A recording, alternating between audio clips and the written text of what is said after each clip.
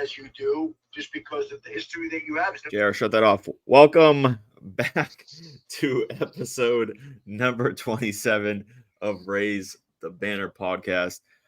You're back to your OGs, the three co-hosts here, Ben Dirth, myself, Matt Couture, and JR Mott. JR, how you doing, man? You missed last week. Both of you missed last week. Yeah, what you been up sadly. to? Keeping busy?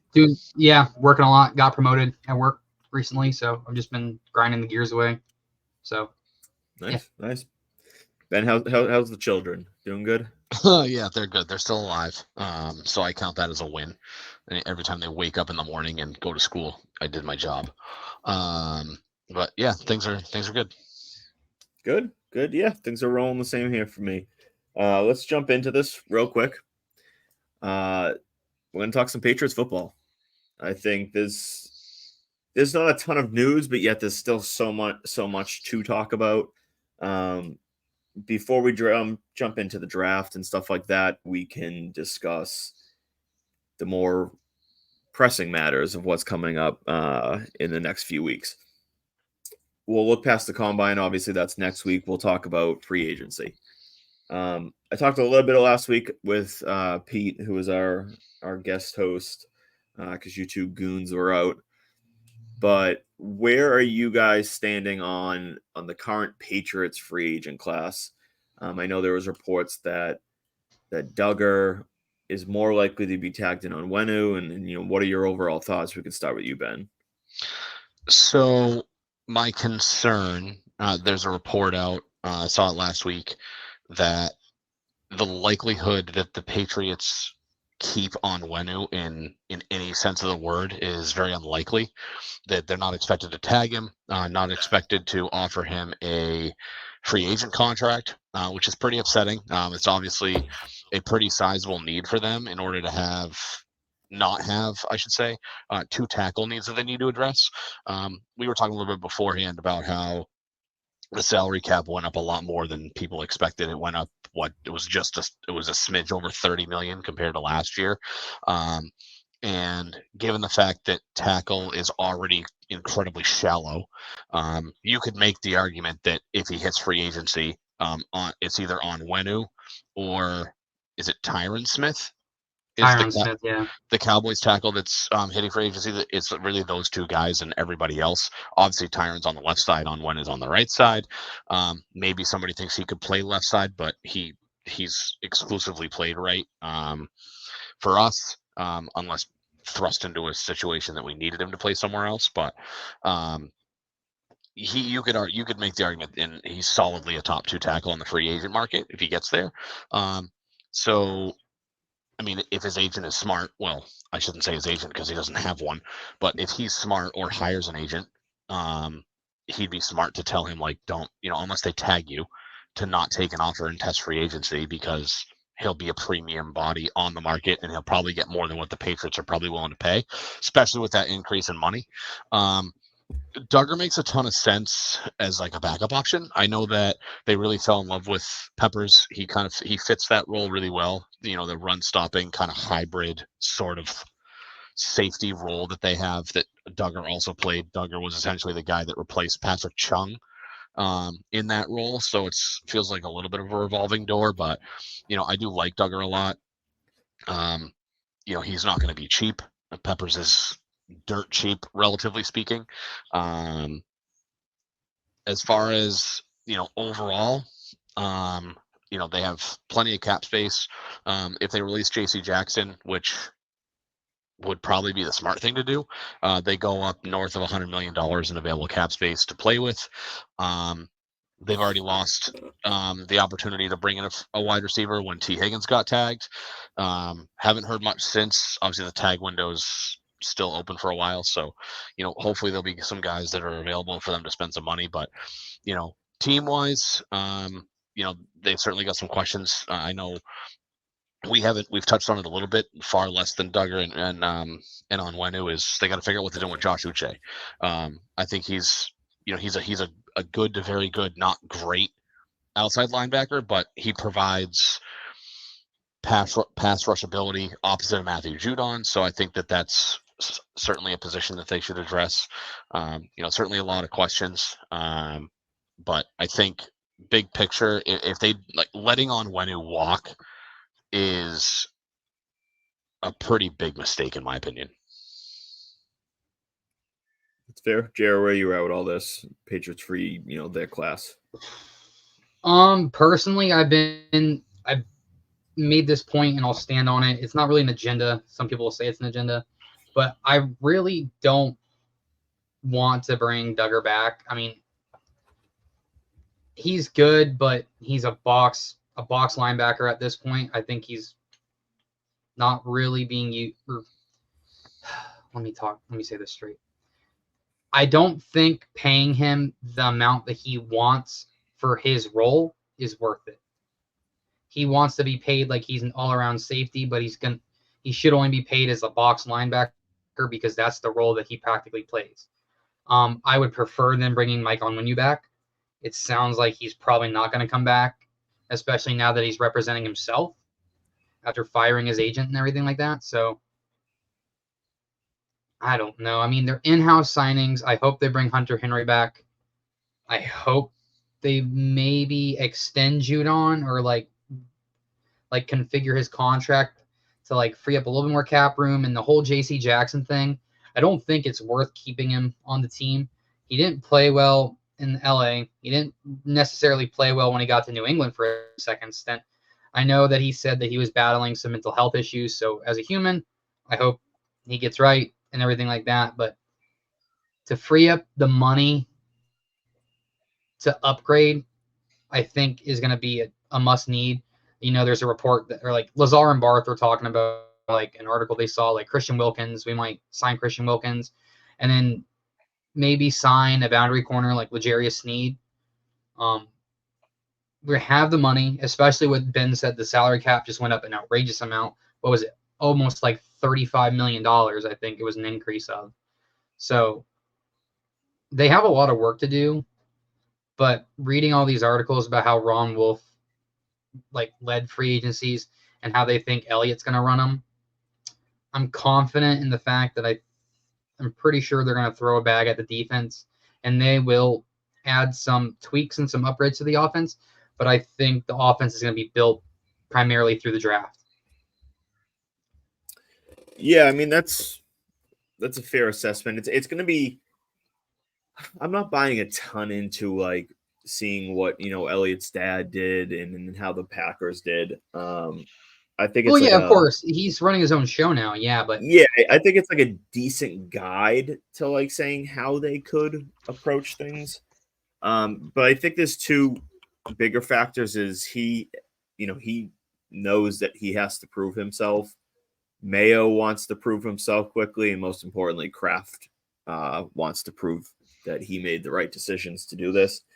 In terms of the Pats, free agents, I think we're all kind of in agreement here that I think it would be a mistake to let Onwenu walk out the door for nothing. I would be tagging him, and I would say, listen, like, we want you here. Try to get a deal done to extend him long term. If not, trade him. Like, at the least, just trade him. Even if you only got a third round pick or something like that, it's still better than letting him walk out the door for nothing, because you could say he's going to get a comp pick for signing elsewhere, but if we sign big free agents, it's just going to negate it, and we're not going to get it. Contract wise, real quick, what do you think? I'll kind of go two-sided with this. What do you think he would get on the market? And then what do you think it would take from New England to keep him from taking a deal somewhere else? Like, how close to the top of the market deal that you expect would the Pats have to be for him to not walk out the door? I think realistically, I think he's going to chase the bag. And I think he might. Give me the average annual, not like 4 years and this amount of money. What do you think? I think it's going to come down to who's going to give more guaranteed money. Yeah, I mean, obviously, guaranteed money is a big factor in for free agents and stuff. But in terms of annual average, I could see him getting 18 a year. So Like, having said very that, realistically, perhaps with the increase in cap up to 20 so range, something like that. so the tag numbers. This is where I was going with this. The tag numbers. If they give him the non-exclusive rights franchise tag, which is that's the standard franchise tag that they talk about when they talk about the franchise tag. It's non-exclusive rights for an offensive lineman is $20.985 million. The transition tag, for those who don't know, is it allows the Patriots to match an offer if he goes somewhere else. So he can still negotiate with teams, and it just allows us the opportunity to match an offer if we want to do that. It's kind of like a restricted free agent. They can be signed to an offer sheet, and the team that has him gets 48 hours to match the offer. The transition tag number is 19. So so where I was going with this is, do you think if the Patriots are really on the side of we don't want to invest that kind of capital into Mike Onwenu, do you think it's likely that they would consider tagging him because the money on the tag is not that much higher than what he would get on the market, right? If you're a team that's in the market for a right tackle and you think he's worth 19 a year, is spending an extra 1.9 million, I don't think that's much higher, that it would make sense to tag, and he's Yes. still appealing in a deal to another team. Whereas, if you say, and I forget what it was, that it was a couple of years ago when the franchise tag number for offensive linemen was like in the ballpark of 20 million, but the top offensive linemen on the market were really only projected to get like 16 or 17 a year on free agent deals. Whereas that may not be appealing to a team to acquire a player because now you're paying $4 million really above market price, whereas this isn't that nearly that high.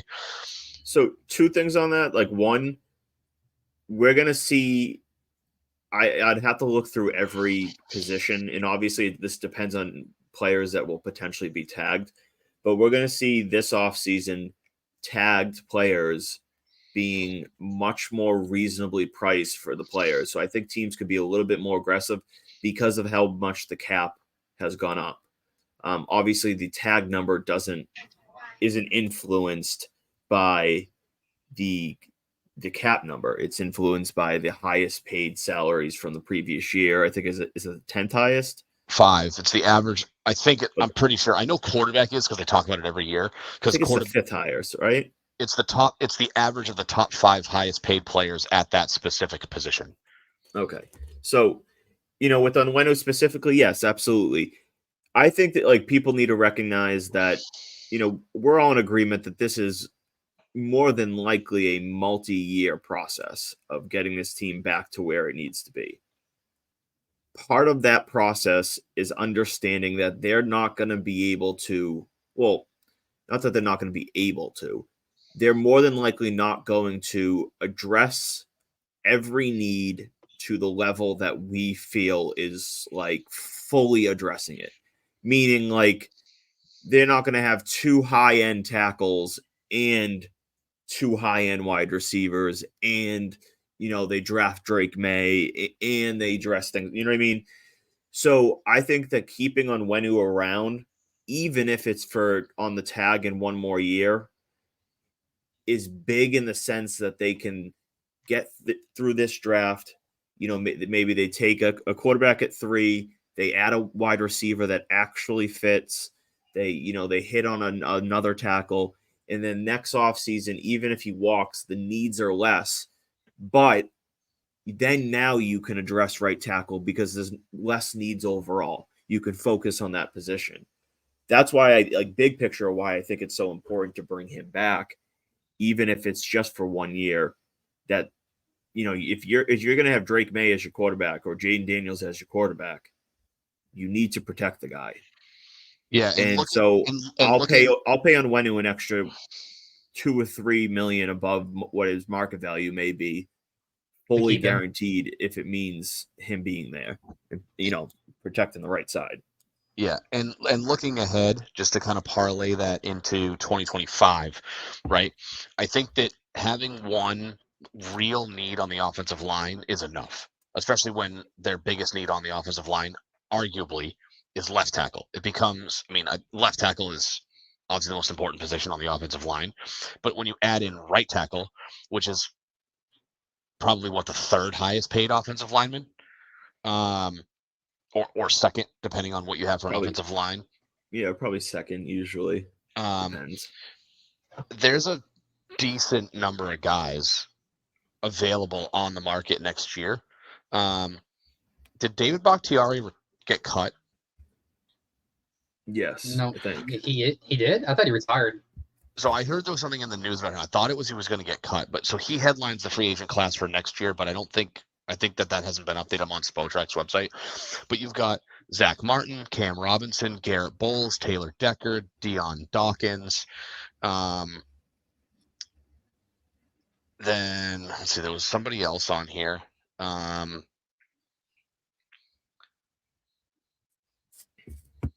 In theory, although he won't be on the market, Panay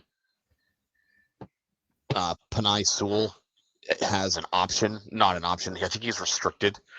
But Restricted.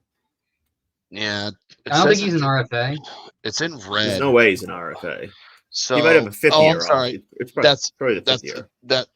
Sorry, that's what I mean. It's possible because they have until when's the deadline to pick up that option? I want to say it's like mid-June, something like that. Okay, so that's what it is. So it was in red because he's fifth year eligible. So which would make sense because if they pick up his fifth year option, it's $19 million, which is reasonable for him. Which right now is market value. Next year, it's going to be under market value because the cap's going to go up again, and the market value on offensive line. So anyway, where I was going with that is if you lessen the need to address two legitimate tackle spots now, you figure out left tackle now. That way, you just need to worry about right tackle next year, or maybe you hit on somebody late in the draft, or you find somebody like like a swing. Which I know people hate, like the swing tackles. You can find somebody who, maybe he's a guard now, but could play tackle later. It just, like you said, it lessens the need to address both tackle positions now. And next year you have more legitimate options. Yes, again, cap space is going to go up.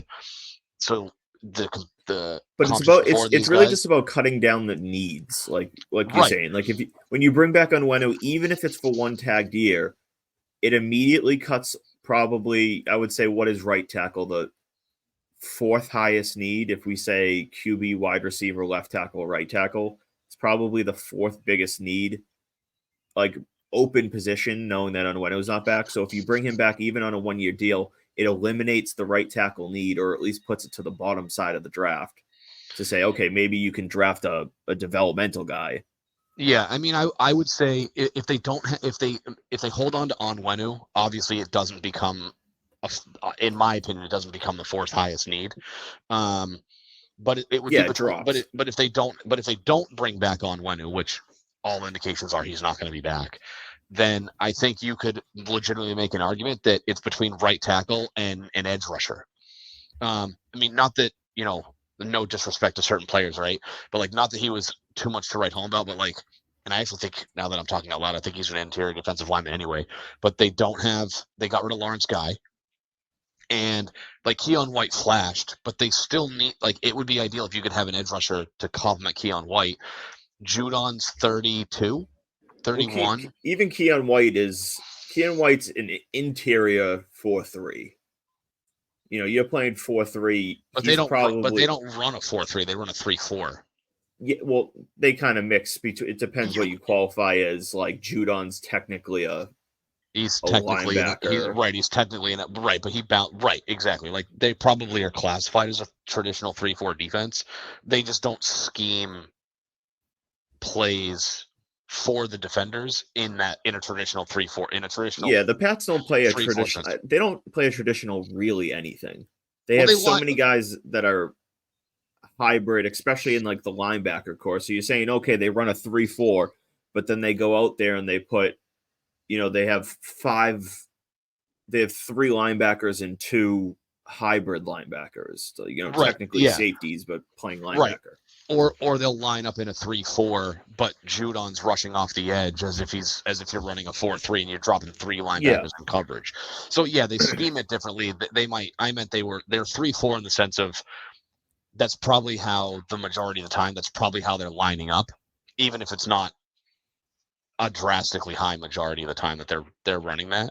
But yeah, I mean you could argue that right tackle and edge are their 4th and 5th best needs, and rank them how you want based on how things play out with Onwenu. But yeah, those would be their top 5 needs. Yeah.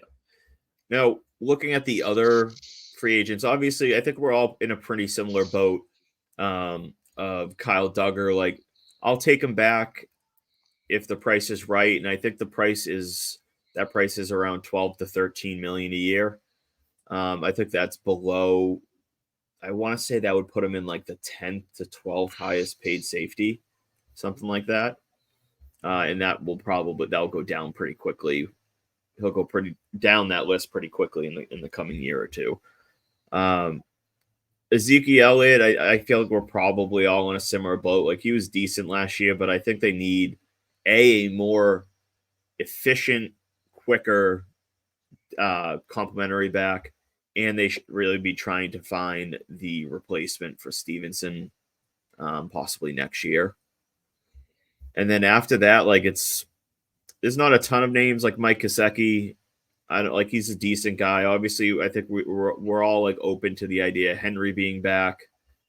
And then you get into the whole like Riley Reif, Nathan Rourke, Tyron Wheatley, Jalen Rieger. Like, we don't really want any of these guys kind of into the mix. Moving on to actual free agency. I know you guys mentioned there's not a ton offensively, obviously. The wide receiver free agents are going to be kind of lousy. Tackle position is kind of lousy. The running back class in free agency is loaded in the short term. It's going to be really fun to see where like Eckler, Henry, Saquon, Pollard, Josh Jacobs, Henry's all these going to guys. Baltimore, I think. Who? I think Henry's going to Baltimore. There's a lot of mutual interest. They want to trade for him at the deadline. I think he's going to either end up in Baltimore or Dallas. I think Dallas. Dude, if they keep Pollard and add Henry, oof. Well, they're not going to tag Pollard. Not to say that he's not going to stay in Dallas. So one thing I will say, before we move on to like general free agents, there is a guy who I won't necessarily hang my hat on my emotions surrounding what they do with him, but Anthony Jennings is also a free agent. I feel like he kind of flashed a little bit last year. Like, I wanted to bring it back. Would I cry myself to sleep if they don't know? But I'd be a little disappointed if they didn't bring him back. I feel like big picture, obviously T. Higgins is off the board. Cincinnati would be dumb to trade him at this point unless somebody calls and makes him an offer that they just can't say no to. I really think that they want, knowing full well that they're not going to pay him and Jamar Chase on the same long-term deal. I could see them feeling that they could make a legitimate run next year. There's a couple of guys, wide receiver wise. The top wide receiver available becomes arguably Michael Pittman. And then of course there's Mike Evans, who is still somehow only 30. But you're right. It feels very top heavy in terms of who's available.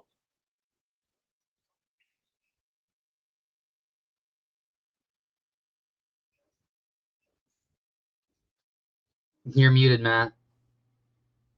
Can you hear me? Yep. Now we can. Oh, okay. Well, all right. Anyways, take two. Yeah, no, I mean, you as you mentioned, it's those two. It's Ridley, it's Marquise Brown.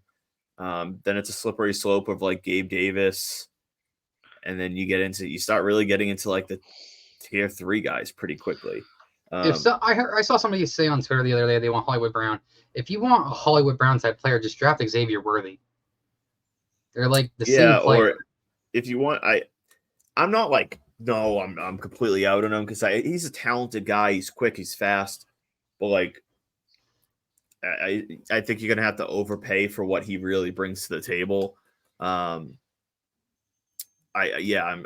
He's just not very high on the list. He's a pretty good receiver, and he would be the best receiver on our team right now. I have Jamari Thrash over him, so. But that's basically. I'm a fan. I forgot to mention Curtis Samuel's going to be available. He's he's not a guy that you want to be your 1 or even 2, but he's going to be a mid-tier guy that I like, that offers some upside and the ability to help in multiple different ways. I got into not a screaming match. I got into a debate right before this of Patriots fans telling me that Kendrick Bourne is better than Curtis Samuel. No, he's not. Who the fuck were you arguing with? Oh, well, one of them was a Bourne Muse attempt of account telling me that Bourne is bigger, faster, stronger, creates more separation. Arguing with the football versions of bastards of baseball or whatever? Nah, I wouldn't go that far, but Kendrick Bourne is the most overrated Patriot of the last few years. Calm down. I like him. Calm down.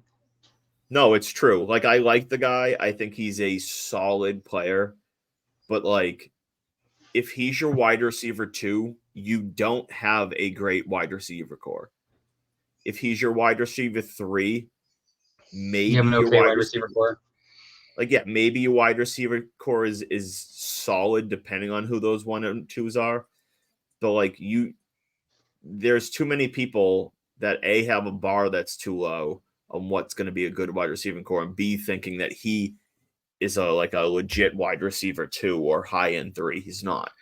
I'm saying all this as I own a Kendrick Bourne jersey.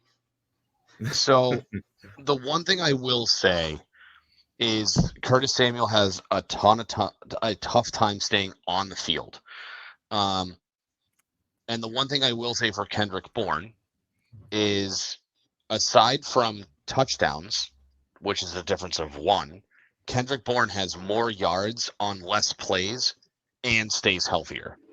So yeah, I'm talking about purely ability. We also have to remember that Curtis Samuel played with Cam Newton and then was the wide receiver 3 this year in Houston.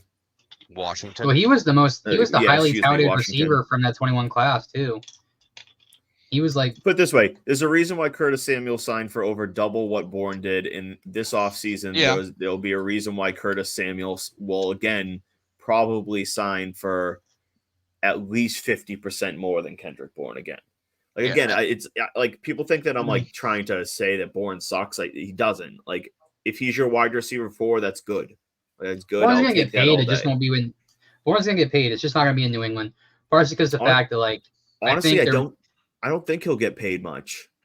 There's too many teams that don't have big needs, that have a shit ton of wide receivers, that there is a good amount of receivers in that mid-tier class. And then it's not going to be a team that says, I'm going to pay Kendrick Bourne 10 to 12 million when I can, target this loaded mid-tier of the draft class at wide receiver. Are you talking annual average, or are you talking contract completely? Annual average. Like, he's probably I don't think he's gonna get 10 to 12, Matt. I think he's gonna be sitting around 4 to 6 million. Yeah, I was gonna say he'll probably get maybe 2 years, 12 million, maybe 14. My estimate for him is, if he didn't sign in New England, he's gonna get a 2-year, $12 million deal. Yeah, and again, what people that's not wide receiver 2 money. That's not even wide receiver 3 money. That's wide receiver 4 money. Yeah, that's something you give to a veteran that that's a decent player. Again, and I like Bourne. Like, he's got a positive attitude. He likes New England. Like, I would take him back in a second. But he wants to come back. I just don't think it's. But if he's your wide receiver 2 going into the season, that's probably not a good receiving core, unless you have you traded for Justin Jefferson. That's probably not a good wide receiving core. But who's saying that if you sign Kendrick Bourne for $5 or $6 million a year, that he's your wide receiver 2? It's not saying that he's going to be. The discussion that I was having online is people saying he's good enough to be the wide receiver 2 on the team. No. Like he's that, or let me rephrase, he's that caliber of a receiver. Like Kendrick Bourne's not a top 60 receiver. No, he's a wide receiver 3 in my opinion. I mean, again, the one thing I'll say for Bourne is the likelihood that he stays on the field is a lot higher than Curtis Samuel's. I get that you get more of an upside with Samuel, but there's like health. I think for some people does factor in. Bourne just tore his ACL. I mean. But Curtis Samuel's hurt every single season with something. He played 17 games. Is my point. He's been relatively healthy the last 2 years. He was very banged up in 21 or 2022. I don't know. One of the years. He was very banged up. But no, I get what you're saying. And I'm not, we don't have to go further into this straight debate. But in a general sense, like there's not going to be a ton of offensively. And so how the Patriots, I could see them being very aggressive defensively, very aggressive. And on top of that, like I think, people need to recognize that as much as this offensive class, free agency wise, right now doesn't look the greatest. 2 things. One, there will be at least a few cap casualties. There'll be at least a few guys that are cut available on the market that we didn't anticipate, or the best example is Amari Cooper a few years ago. He got traded for a 4th round pick to Cleveland. Like, he was a veteran that was a little bit overpaid. Dallas wanted to dump him. There'll probably be a market for them. And like, for example, like there's going to be wide receivers on the market. What happens to Brandon Ayuk in San Francisco? Or better yet, what happens with Deebo Samuel if they want to keep Ayuk and pay him? San Francisco has a shit ton of big decisions to make this offseason. Well, yeah, obviously, but I mean, they also just got $31 million to play with. So correct. Oh, they can easily keep both of them into this year, but I'm talking about like long term. If Ayuk wants the bag, they may sit there and say we need to possibly dump one of the 2. Sure. I just think it's going to be less this year than it has been historically because of the bump in salary cap teams now have. Maybe a little bit. Yeah, maybe a little bit. I don't know how big of an impact, but I think that like if there were some fringe guys who might be cap casualties, maybe they're not cap casualties now because of the increase in cap space. It could be. Like T. Higgins, obviously, like if a team makes the right offer, they're going to trade him. I firmly believe that. But it has to be the right offer. If a team's offering a 3rd round pick, like they may just keep him. But if, I don't know, Indy comes and offers them his 2nd, like a mid-second, I could see that happening. Obviously, Pittman, we don't know if he's going to be available. Obviously, there's speculation about JJ right now in Minnesota. Kind of trying to think around the league.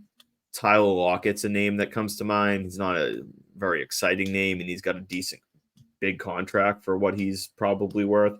But if Seattle was willing to eat a small chunk of it and make it more doable, he could be a veteran option.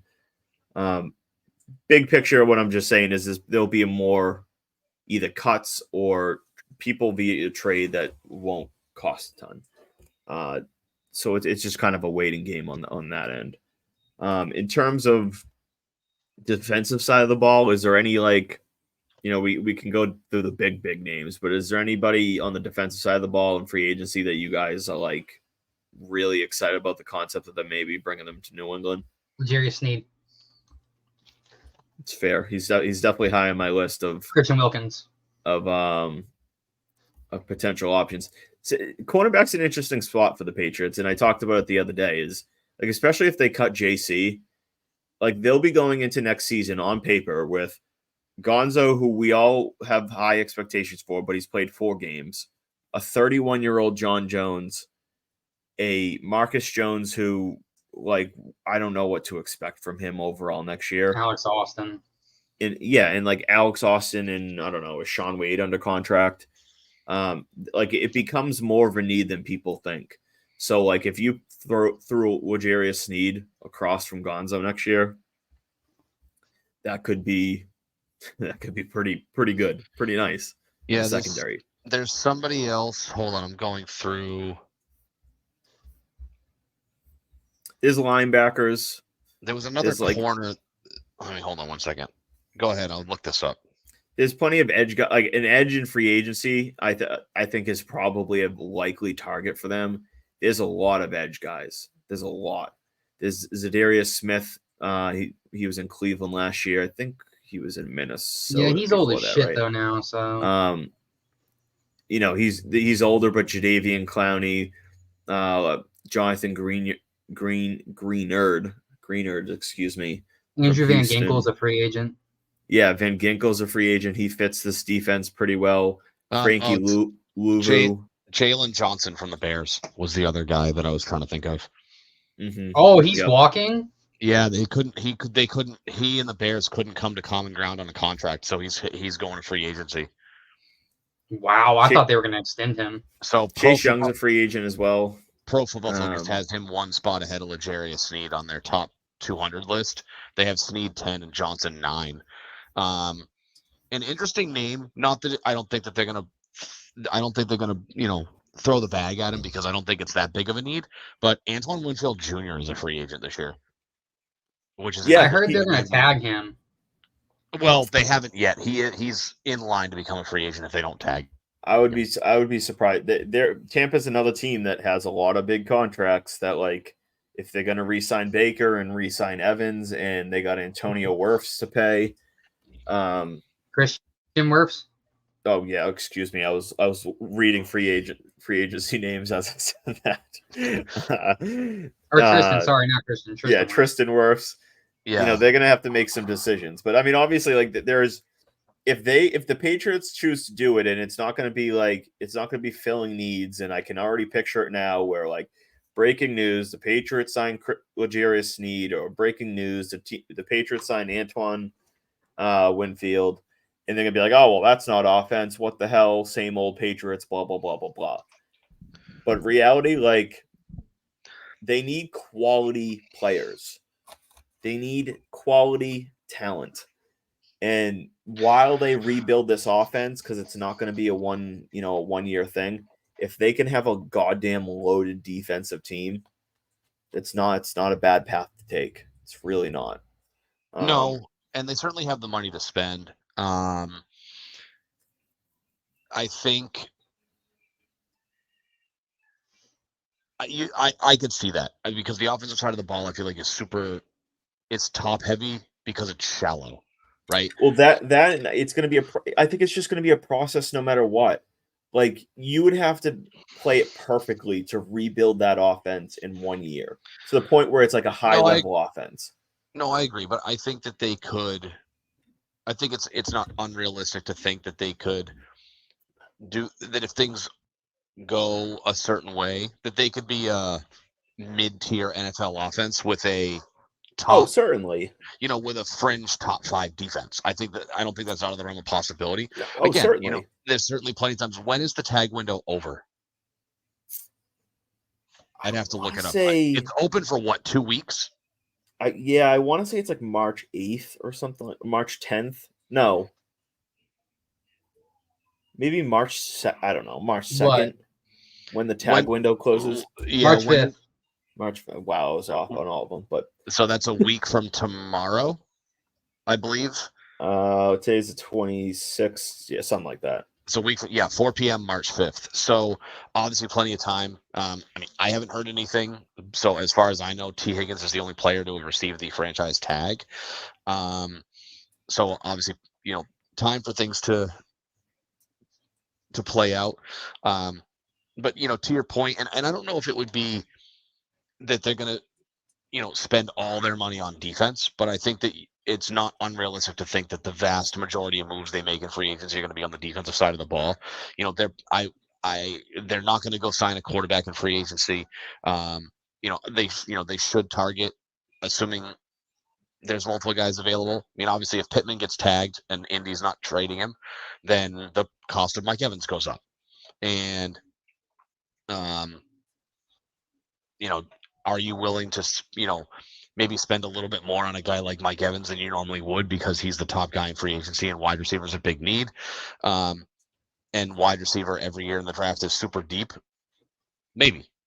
But I think like you said earlier tonight, it is going to be a multi-year process. I don't want this to turn into a situation where, because it's a multi-year process, and I think it should be, that we have to, and I don't think it'll be as bad as it was this past season. I just don't want to suffer through like a 5, 6, 7 win season because the team didn't Well, they make have to take a certain step moves. forward.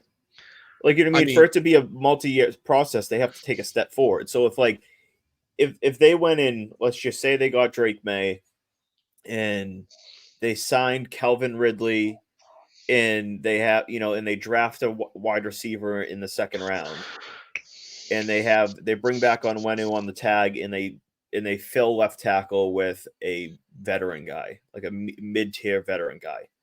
Like, that offense is going to be nowhere near where it needs to be or should be probably, but they'll almost certainly be better than what it was last year, which is obviously not very difficult to do. No, it's not. I just, you obviously, we don't really know. We're in uncharted waters, right? That, Bill's gone. You assume that there's going to be different moves made, different approaches by the new guys in charge. But we're kind of in like the area of unknown. We don't know what to expect because it hasn't happened yet, right? No, it's a little exciting. It is. And I just don't want it to be a situation where, and this is ultimate worst case scenario, right? Where the Pats are like, we don't want a quarterback at 3. We don't love one, we don't love anybody other than Caleb Williams, and we're not spending the money to jump up and get him. So we're going to trade back, and we're going to take we'll take the left tackle, and then we'll take a linebacker, a cornerback, and then we'll try to find a flyer at quarterback in the 4th or 5th round. I just don't want it to be a situation where they're not legitimately targeting a quarterback. And the reason I say that is because next year's quarterback class, in terms of college kids coming out, is incredibly weak in terms of, and I'm not saying that this class is like over the moon strong, but you could make the argument that the number 1 quarterback in the 2025 draft is going to be Shedeur Sanders. Nothing against Shedeur Sanders, but he doesn't hold a candle to he would be what? The 6th or 7th best quarterback in this year's draft if he came out. So, somewhere in that range, right? You can split hairs over where he would be, but he's not near the top. So my fear is if they kick the can down the road when it comes to taking a quarterback, then you're looking at at least one more season before they find a guy, unless they're willing to, say, bring in Baker Mayfield as a 3-year stopgap and then draft somebody, say, in like 2026, where, and I don't know anything about future classes, but like, unless that's their plan, that's my fear, is that if they don't, if they err on the side of caution and they don't draft one of the top 3 guys, that the offense is going to look poor because they're not going to have even a serviceable option under center for the next year or 2. That's my big concern. I'm not saying it's going to happen. That's just, that's a little bit of a voice in the back of my head that says, if they're punting on quarterback, and I'm saying like legit punt, like, drafting, Spencer Rattler in the 5th round, or what's the guy's name? Michael Pratt, the kid from Tulane, in the 4th or 5th round, and just saying like, hey, like, let's take a shot on one of these, day 3 guys and see what happens. Maybe we can find a flash in a pan, like, Russell Wilson 3rd round pick, Dak Prescott 4th round pick, a guy like that. I don't want that to be I don't want that to be the plan, because I don't love that plan, and I don't think it would really work out. So that's why I'm of the emphasis. I'd really like to see quarterback addressed, because yes, multi-year process, but if they don't change the approach at the quarterback position, I'm not going to say we're looking at another 4-win team, but you may not see that big of an improvement off of the last season. Yeah, I mean, I think if they didn't go QB early, it would be because they brought in a veteran, and at that point, maybe they can, then take that shot on a day 2 guy or a day 3 guy. I would be very surprised if, like, say, Spencer Rattler was their only addition to the QB room. But speaking of going early, on Adam Schefter's podcast that just came out, he talked with Drake Maye about the potential of coming to New England. He said, and I quote, "New England, I mean, it's not hard to talk about the dynasty. You know, you think of the GOAT, that's what you think of when you think of New England, Tom Brady. So just a place that's had a lot of success and had some years lately that they haven't been as successful and looking to get back on track." And I know that's, this is hard to read like this because he's just like talking out loud. It's not like typing it. Right there near Boston. These are three great sport towns you are talking about now. So all the great places to play, and I think a great spot to be, franchise quarterback at, and that's what I'm working towards. So that was an adventure to read. But yeah, I mean, it's not that there was much into that, but he's obviously going to be a potential option. I know we've talked about it a little bit in the past, but where do you stand on what's your updated thoughts on like the Maye versus Daniels debate? Jerry, you can start us off. All right. So I like both prospects. I'm really high on both of them. I would take either of them in New England. If I had to choose though, if you're drafting at 3, so if both of them fall to you, say, like by some miracle, if like Washington trades up to 1 and they take Caleb, and then like the Bears take Marvin Harrison Jr. at 2 or something like that, and your board is sitting Drake Maye, Jayden Daniels, Rome Odunze. If it was me, I'm going Drake Maye. I just believe he is the better of the 2 prospects, as well as the fact that he led the NCAA in less turnover-worthy plays than Caleb Williams and Jayden Daniels the last 2 years combined. He can play the middle of the field better than Jayden Daniels can. Jayden Daniels is better outside the numbers. The only thing like you're not getting with Maye that you're getting with Daniels is the mobility factor and the fact that at any moment he can just break off like a 40, 50-yard run if nothing's working out, like nothing's getting open. But with Drake Maye, he is a pocket passer technically, but he's mobile. He's mobile enough to get himself out of situations. Sorry. And I would just pick Drake Maye, but if Drake Maye is gone, I would 100% take Jayden Daniels. Like, I think Jayden Daniels is going to be a fantastic quarterback at the NFL level, and I think he's going to be very successful. I said the same thing about CJ Stroud last year. So I would take either or, but preference is Drake Maye. But if Maye's gone, Jayden Daniels, don't trade out. Don't do that. Get your quarterback and build around him. And if the Patriots can do with Jayden Daniels how with Lamar, I'm not saying they're the same player. There's similarities. But if the Patriots can do with Jayden how they did with Lamar, you have an MVP candidate sitting there, potentially. Same with Drake Maye. Like, just do the right thing, get your quarterback, and build around him. Fair. Ben, how about you?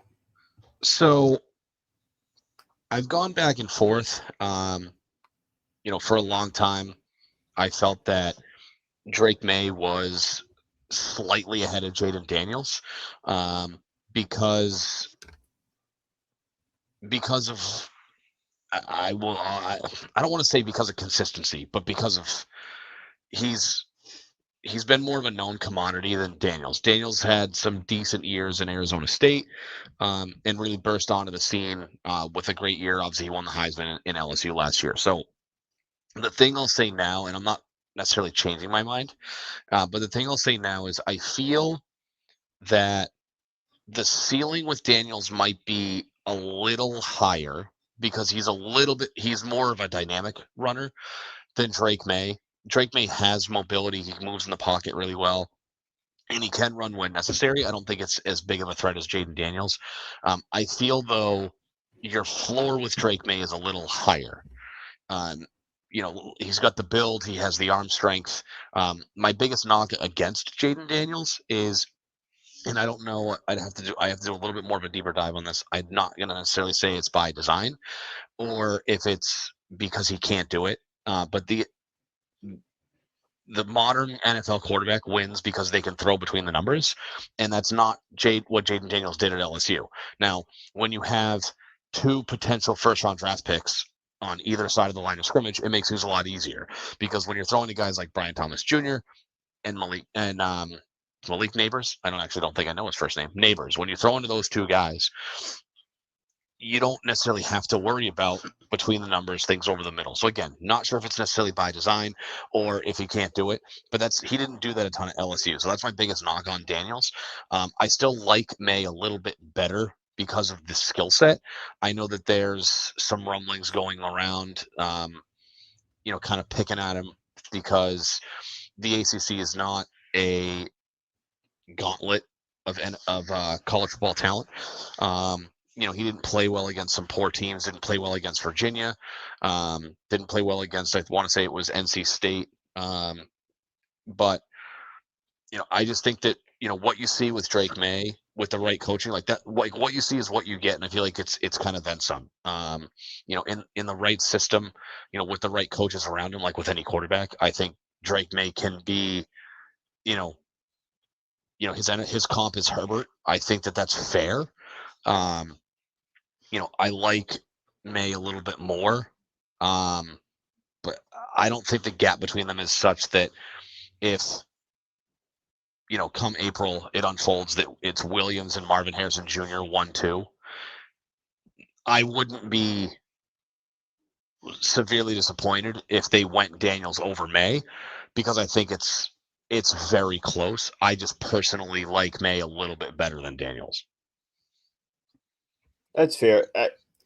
I think we differ a little bit in the sense I think that Daniels has a little bit of higher floor just because he's a little more polished of a player. I think Maye comes with some risk. He has a little bit more to develop. Part of that is the simple fact that Maye is 2 full years younger than Daniels. That's obviously in terms of longevity, not really any bit of a factor because QBs play for a while, but in terms of development, Daniels has 2 more full seasons in college of development as a player. So I would kind of expect him to be a little bit more polished. I just think the upside of Daniels is it's tough to give examples, but I see Daniels' upside as like a top 10-ish, top 12-ish QB, which is still very good. Maybe even squeaks into like the top, 8 to 10. But I think Maye has like the legit top 5 potential. And so when you're the Patriots and obviously they may not have a choice, but if they have their choice between the two, I'm taking Maye because I just think the upside is there. I think the upside is higher. And like you mentioned, like you obviously brought up, LSU had a solid O-line and 2 elite weapons.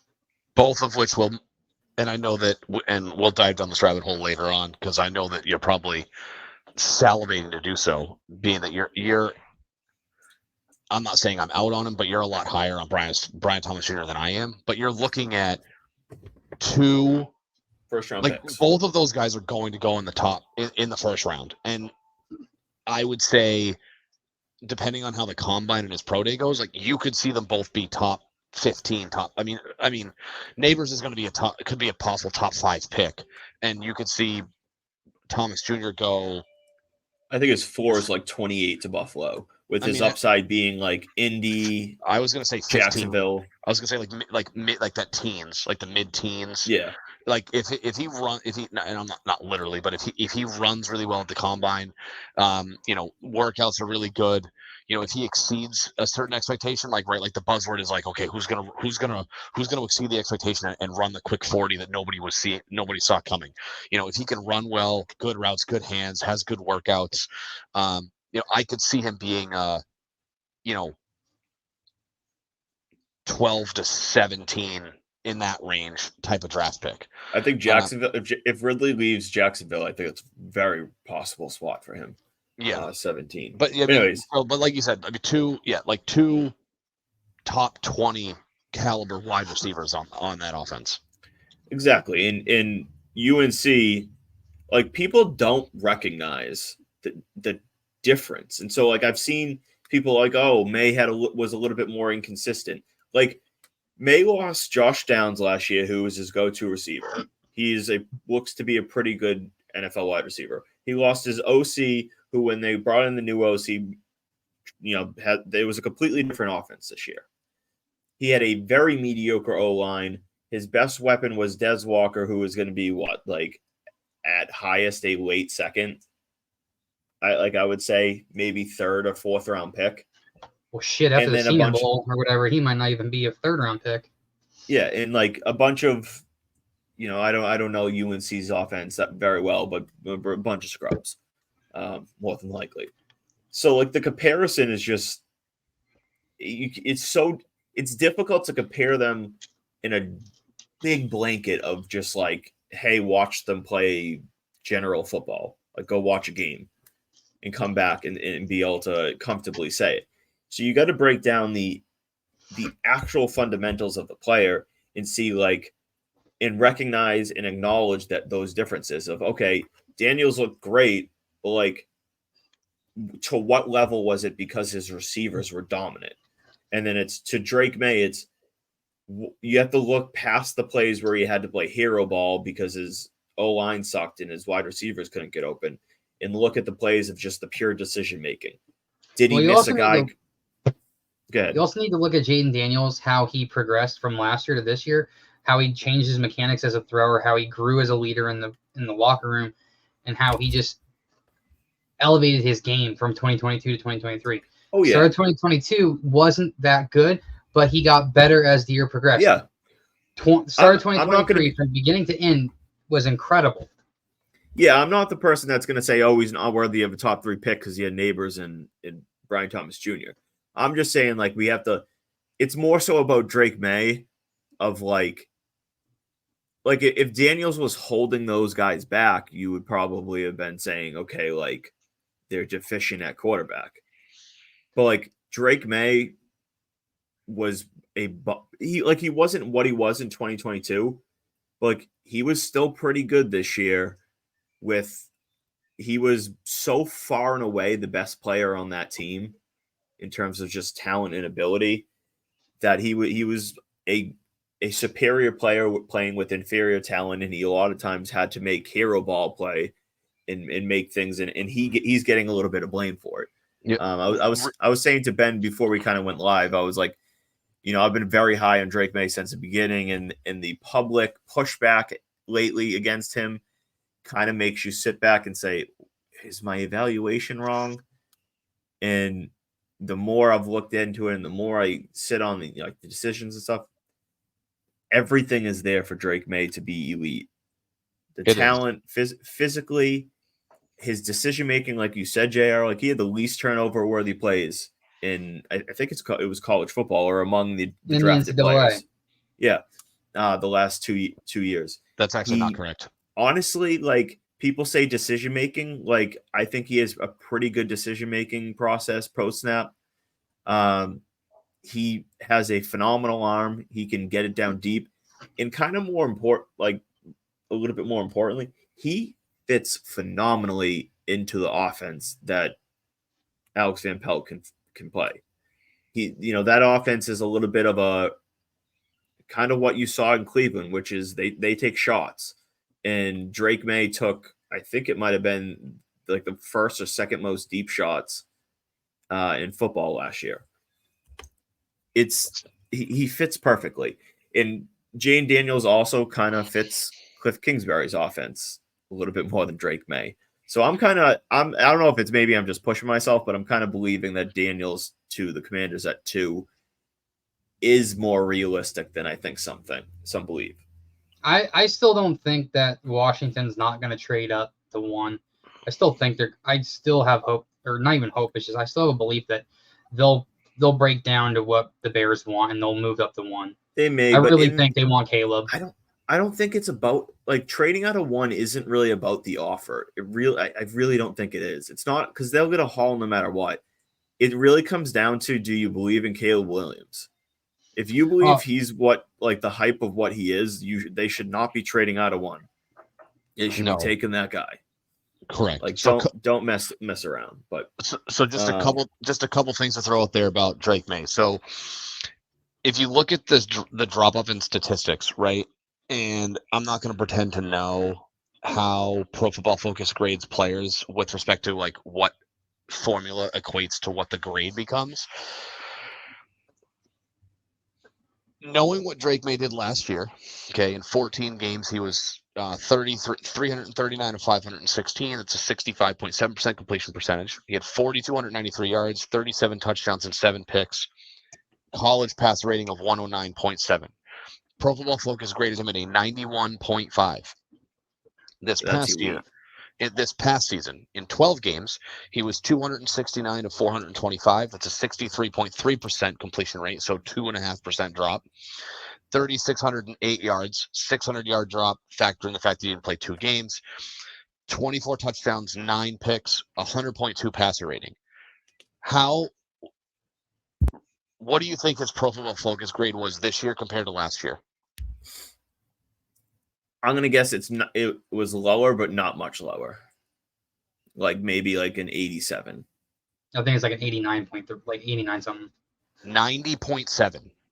Yeah. So he had less than a 1 point drop from last year. Also, because Pro Football Focus recognizes these things. Like, I don't know how their algorithm works, but yeah. And so for what it's worth, he was tied for 11th in turnover-worthy play rate at 1.9%. Jayden Daniels was 6th at 1.6%. I don't know. I feel like I think I saw the same stat as you did, JR. Yeah, I literally read it in an article from The Athletic today that the last 2 seasons he led the NCAA. It might have been. Was that this past year? So I'm just looking at this past season alone, not last 2 seasons. So 2023 alone. Yeah, but again, both of them were top 11 in the country. That's elite. And the biggest difference between the two. So Drake Maye's deep grade is a 96.8. Jayden Daniels is a 99.8. And Daniels grades a little bit better against pressure, but both of them are slightly above average. They're both right around 60. Their Pro Football Focus grade is about 60 when it comes to facing pressure. I don't know how that stacks up against others. It doesn't list a grade for where that stacks up nationwide. Just that Maye was at like 59.8% and Daniels was like 60.3. Both of them are very, very, very quality QB prospects. I was saying this to a couple of my friends yesterday.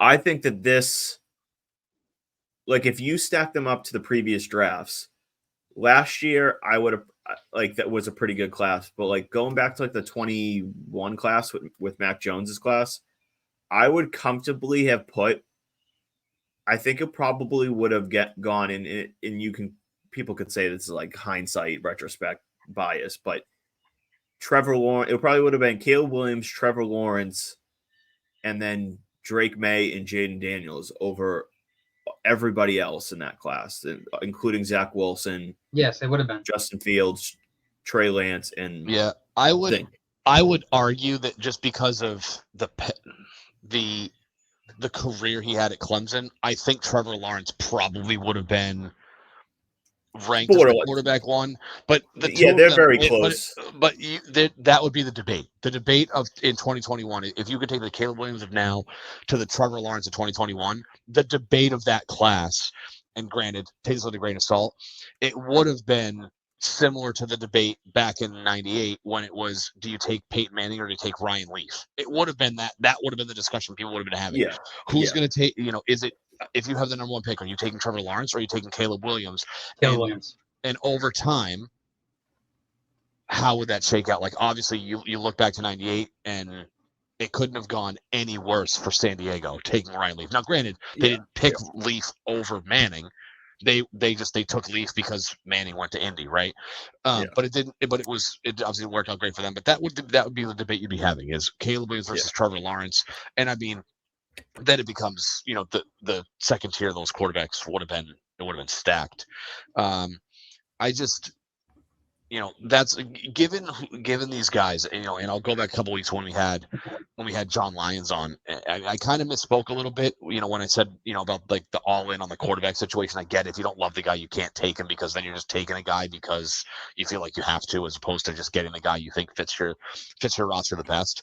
But just given what you get with these top three guys, I just find it hard to believe that a team that needs a quarterback looks at these three guys, evaluates them, and says that even if you don't want to pay the price to move up, that you can't confidently look at those three guys and go, whoever's sitting there at 3 is a guy that we can build an offense around and have a guy for the next 10 years.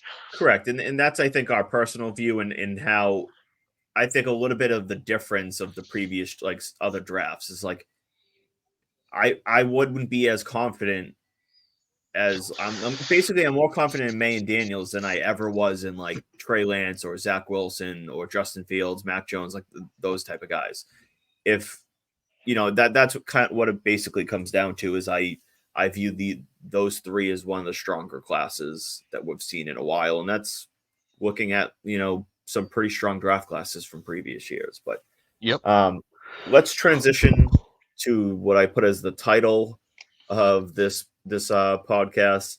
JR, we're gonna jump over the Bruins, but I'm gonna give you a plea next week of an opportunity to speak on them. Actually, you know what? Let's do a quick few minutes. JR, I want to get your insight on this trade deadline coming up for the Bruins. I know there's a lot of rumors that they need to make some moves that could use another defenseman, another center. There's obviously talk about maybe Allmark being traded, DeBrusk being traded. Where are you standing in all this, and what are you hoping that they do at this deadline? Honestly, man, it's been a rough last couple of weeks for this team. Actually, it's been a rough last month for this team since the All-Star break was over. They can't stop just not closing. They can't close out a game at the moment. Like last year, that wasn't the issue. You saw that if they need a goal or a goal or two to close out a game, they do it. Now they can't buy a goal to save their life. They go to overtime, and it's like, once they go to overtime, the game's over. I mean, you're basically just saying hey, we'll take the loser points and move on to the next game. On the Olmark stuff, I take that with a grain of salt. I don't think they're going to move him. They'll probably have him in the offseason, even though I do say his value is not going to be as high as it is now. I just don't think Sweeney and Montgomery are going to let that happen if the team makes the playoffs, which they should, but there's always an if because things can happen.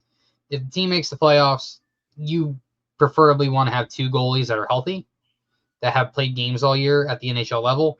You don't want to trade away your, just coming off of a Vezina winning season goalie because, hey, we need to free up cap space, yada, yada, yada. This wasn't going to be the year to win the cup. This was supposed to be a bridge year.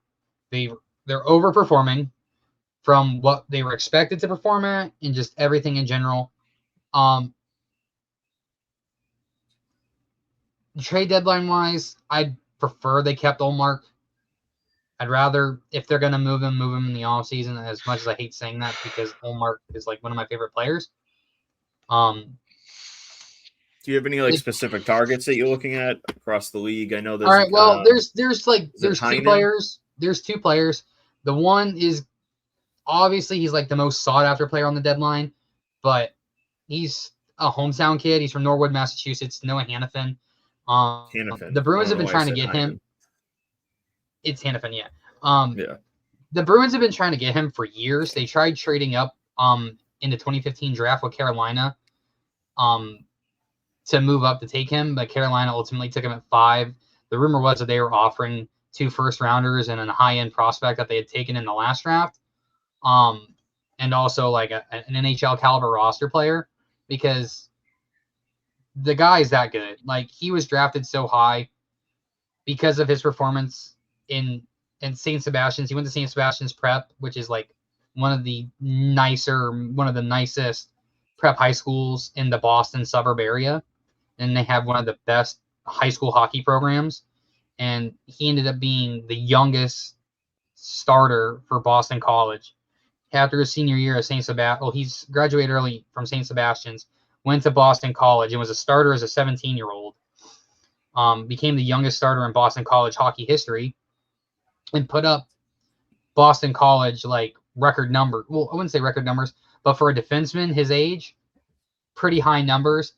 Ended up going to Carolina in the draft, played a few years there, ended up getting traded with Elias Lindholm, who is my number one like center target for this offseason if he doesn't extend with Vancouver. Him and Elias Lindholm got traded to Calgary for none other than Boston's very own Dougie Hamilton. And the rights to what's it called? What's his name? From the Rangers. Trying to remember his name. You don't have to look him up. I get what you're saying. He seems to be everybody's talking about as who's everybody's talking about as a logical Adam Fox. fit. Adam Fox. No, that's the guy they traded for. But who are you saying? Would you give up someone like Allmark in a deal to get him here? Like if it's now or never. It's not going to be. It's not going to be Allmark that goes to Calgary because they have their goalie situations kind of figured out. Is it Vancouver that I kept hearing rumors about of Allmark going to Vancouver? Vancouver has Thatcher Demko. I think they're fine with goalie. It's either the Kings or the Oilers. The Kings, the Oilers, and the Devils all need a goalie. If the opportunity presented itself with Edmonton, which they're the most likely trade partner for Allmark, I would send Allmark to Edmonton, but I would wait till the offseason. Like I don't want to trade him at the deadline. Like I said, you need two healthy goalies going into the playoffs that have played at NHL level all year. Like so are you just like in an overall sense not being big buyers at the deadline? Like maybe add something small. But... I would dump DeBrusk, Forbort, and Grzelcyk. I hate to say about DeBrusk because I love Jake DeBrusk, but he's had a really, really, really streaky season, especially coming off of the season that he had last year. It's just really weird to see because he put up first line numbers last year, and now he's on a 12 or 13 game cold streak from scoring again. And we're going into the trade deadline, and he's, reportedly wanting to extend in Boston and stay in Boston, but he's wanting at least $6 million a year. And you're not going to make $6 million a year scoring 10 goals a year. Yeah, I'm all set with the DeBrusk. But like I said, I love Jake DeBrusk, and if this season went differently, I'd be pounding the table for him to stay in Boston because I wanted him to stay in Boston his whole career. That was probably my favorite first-round draft pick between the 2015 and the 2019 drafts. So,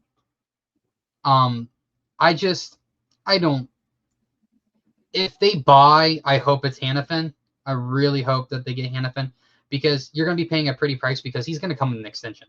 He was born and raised in Boston, like we've already gone over, and he's already made it clear that he wants to play in Boston one day in his career.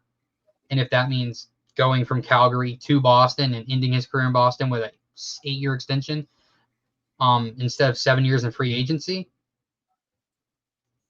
I hope it happens. But I do hope they do dump Grzelcyk and Forbort at the deadline because Lohrei has proven that he can play at the NHL level. I don't know why Montgomery bitched him for the last 8 minutes in regulation the other night, but hey, whatever. But if they win the cup this year, that would be awesome.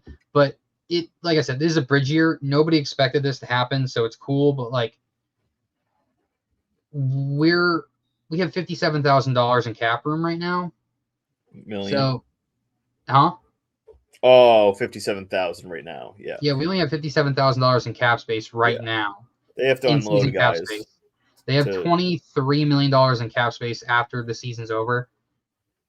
But I think if they do anything at the deadline, they're going to have to include players like Grizzly and Forbert and DeBrusk because they have to offload all that cap to be able to bring somebody in. Yeah, they have to match the sales. I mean, big picture, I agree with you though, because in the sense, like, I do think that they should try to go for it this year, and try to be win the cup. But at the same time, they can't be unloading draft picks and all these capital. Well, they're not going to move. They're not going to move many picks unless like they have to. Because they already don't have many. I don't know how much like hockey stuff you read, if you know who Fluto Shinzawa is, or Connor Ryan, or anybody like that, Ty Anderson. But Elliot Friedman, like the #1 hockey reporter who works for Sportsnet in Canada, Frege, he said that the Bruins are prioritizing moving players instead of picks if given the right price for a player like Noah Hanifin. There was a rumor that they were interested in Vladimir Tarasenko from the Ottawa Senators. Others may know him better because of being on the St. Louis Blues, the team that beat them in the 2019 Cup Finals. But I choose to forget that Cup Finals never happened, along with 2013. They're rumored to be interested in a lot of players, but I just think what this team needs, especially going into this next offseason, should prioritize a left-handed shot defenseman and a #1 center. So I know a lot of Bruins fans are split on the Lindholm thing, but you don't really need to drive your line as a first-line center when you have Brad Marchand and David Pastrnak on your left and right-hand sides, on your wings. Like, you're basically just asking him to play make, which isn't hard because all you have to do is pass the puck to one of them, and the puck is going to go in the net. Lindholm has no issue scoring. He's not a two-way defender like Patrice Bergeron was. He's more of an offensive center. But I would prioritize getting a left-handed defenseman, especially at the deadline, even if it's a depth defenseman, because injuries happen all the time in the playoffs or going into the playoffs, and you never know what's going to happen. So I'd prioritize a left shot defenseman, and if they can get a bottom 6 scoring winger, that would be cool. But I'd prioritize like more of free agency this year because they have enough money to go and give Swayman an extension. They can trade Olmark. They can sign Lindholm. They can sign Hanifin, whether they trade for him at the deadline or they get him on July 1st of this year and when free agency opens, and give him a 7-year deal. The only way you can give him 8 years is if he's on your team prior to free agency starting. I don't know. I'd much rather just. I know this sounds like a horrible fan, but I don't think they need to go for it this year. I think they should just ride it out and just get the season over with, get to free agency, load up and reset the team, and get ready for a run over the next couple years. Fair. Yeah, I mean, I think I'd like to see them be able to make another run or two with, obviously the core, some of the core guys are gone, but Marchand and Pastrnak is still here, and if they can retool this offseason, I mostly agree with you, basically in a general sense. But let's finish this up. Do about 5 to 10 minutes. Basically, I just want to get your thoughts on the Red Sox in the sense. Do you think Jordan Montgomery is going to be a Boston Red Sox? I'm not confident in anything with this team. The report is that they've spoken off and on. It kind of seems like Montgomery is just begging the Red Sox to give him close to what he wants, and it obviously hasn't happened yet. What are your overall thoughts on it? We could do a couple minutes and we'll finish up with state your take. But Ben, what's your thoughts there? I mean, not much has changed for me personally. I don't get the whole pinching pennies thing. I'd like to think that, for John Henry and for Tom Warner, who are approaching their mid-70s, I guess I'll say it, they're not going to be owners, for too much longer. And it's just weird that they're pinching pennies. And, and I'm not saying, wake up tomorrow, roll out of bed and be like, get Boris on the phone, give Montgomery the 5-year deal or the 6-year deal he's been begging us to give him for the last 3 months. But there's the report out that the Red Sox are not going more than 2 years on free agents, and we all know why, right? They want to build around the young core that they don't expect to be, full contributors for another 2 seasons. Okay. I don't believe that Montgomery will be here unless he decides he's willing to go to what the Red Sox are willing to offer him. There's been an offer on the table for months at this point, I'm sure. Because I'm sure as soon as Yamamoto signed, they immediately went to Montgomery and they're like, hey, look, like this is where we're at as an organization and this is what we're offering.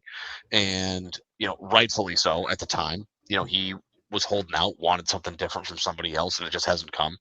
So at some point, somebody's going to have to budge. It's going to be, is Jordan Montgomery willing to take a lesser deal because he doesn't want to not play? Or are the Red Sox willing to be like, you know what, like, we got to fill a need here. We can get a guy who's been really consistent the last 3 years, had a great postseason run with the Rangers, and fill a serious need on this roster.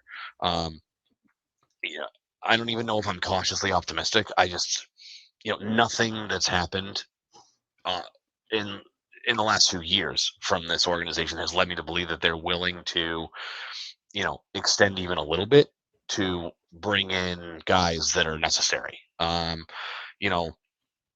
They don't draft pitching and they don't pay for pitching. So I don't know where they expect pitching to come from. You, me, and Matt. Yeah. And so, I would love to have Jordan Montgomery here. I think he would be a great addition to this team. I don't think that the Red Sox are willing to budge off of their offer, and it would take Montgomery changing his tune, and I'm sure he's dropped his asking price, more than once. If the Red Sox are like, hey, like we're not doing, 6 years. Maybe he's like, okay, will you meet me halfway and do like, a 3-year deal with a 4th-year option or a 4-year deal? And they still said no. So I don't think the Red Sox are willing to compromise and extend to bring him in. And so I think it's going to come down to, does somebody have a spring training injury where Jordan Montgomery becomes more of a need than they thought? Pick any team, right? You can't have enough pitching. I just don't think that unless Jordan Montgomery is willing to take whatever the Red Sox are offering him, I just don't think he wears a Red Sox uniform this year. Fair. Jared, how about you? The only thing I gotta say is if they're willing to, I mean, I know it's Yamamoto, but if they're willing to offer Yamamoto $300+ million, they should be able to offer Jordan Montgomery an Aaron Nola deal. Yeah, the big picture is I don't even think it will take that.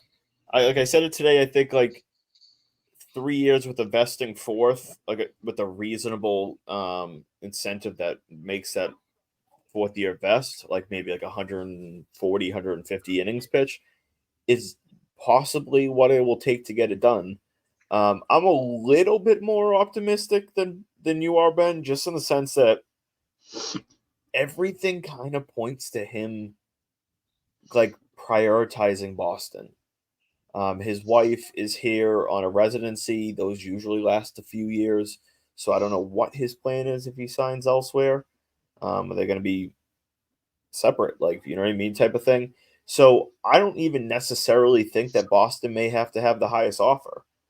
My guess right now is it's, the Sox are like, all right, we'll give you maybe 2 years with the vesting third, and he still wants a 3rd year for a vesting fourth, or, whatever it may be.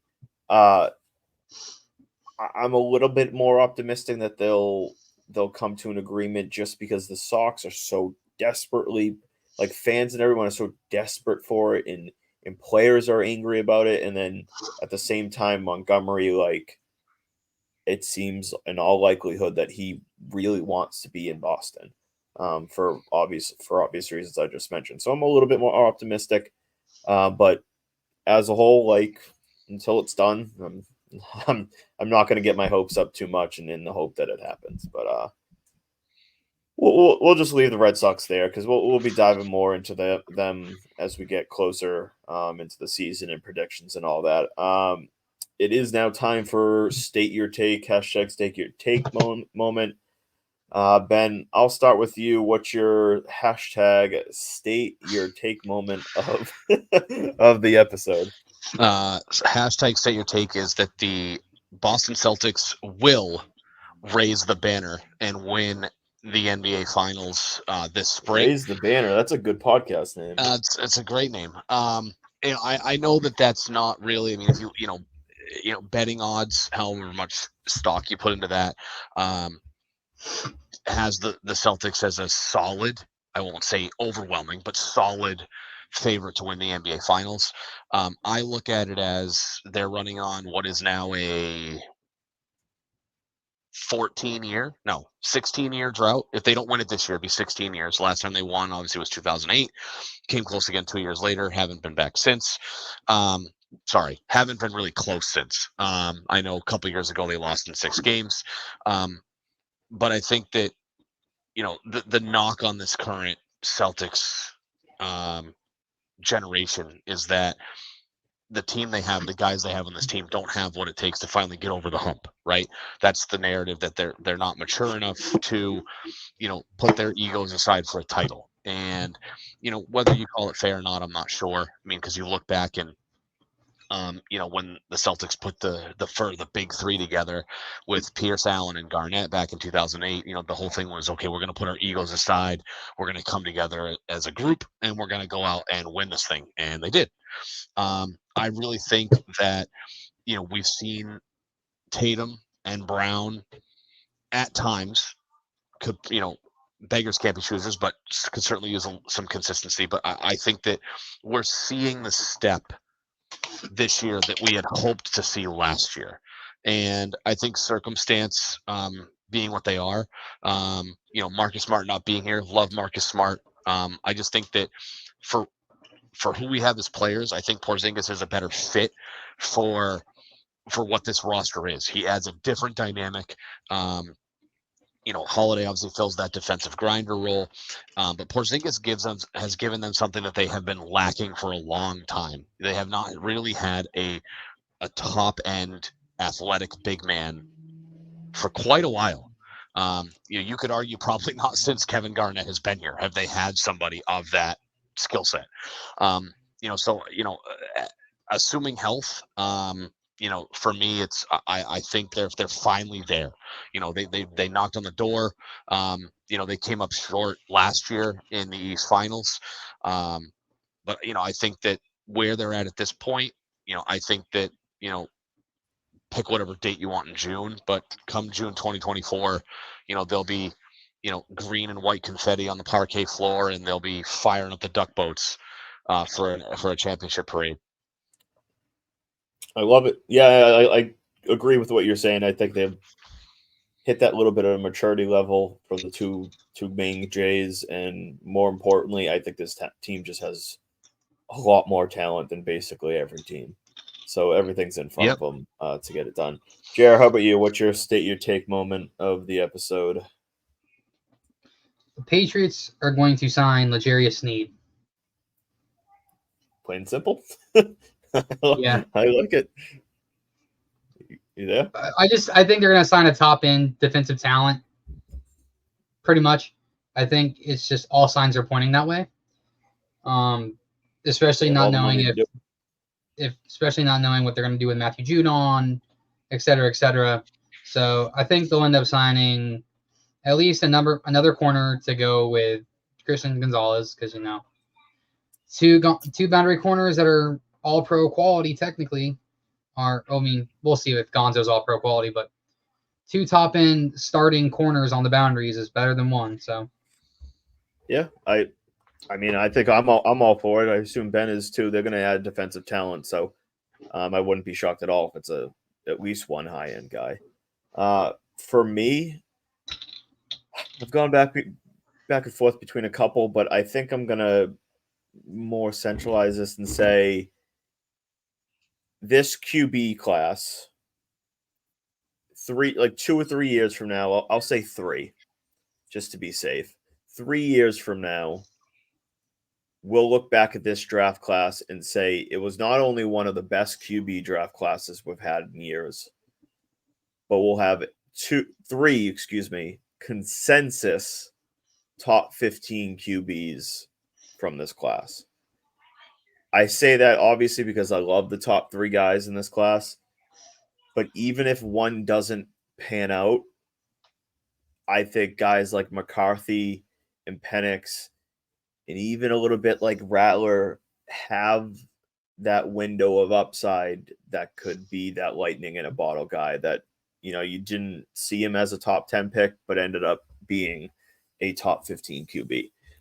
So that's what I'll go with. There'll be at least 3 consensus top 15 QBs from this 2024 draft class come, let's say, the end of the 2026 season. Yeah, 2026 season. Thoughts on that? I like it. It's bold. Yeah, maybe gotta go bold. Maybe some homework for next week, but I wonder when the last time you had, within 3 years of a draft class, 3 consensus top 15, top 16 quarterbacks. Yeah, we can look at it when we get off, but some homework to do for next week. Yeah. All right. So we'll wrap it up there. Thank you all for listening. As usual, we went well past where I wanted to, but nice 90-minute episode. We'll be back next week. We do have a nice guest. We'll be back next Wednesday at 6 p.m. With a nice. We'll keep it a little bit of secret for now. Who's coming on next week? We'll tease the surprise. Yeah. Well, I'll be pushing it out later this week. He happens to wear something that I wear often. There you go. He'll be on next Wednesday, 6 p.m. And until then, thanks for listening, and we'll be back. Peace. Good night. Have a good night.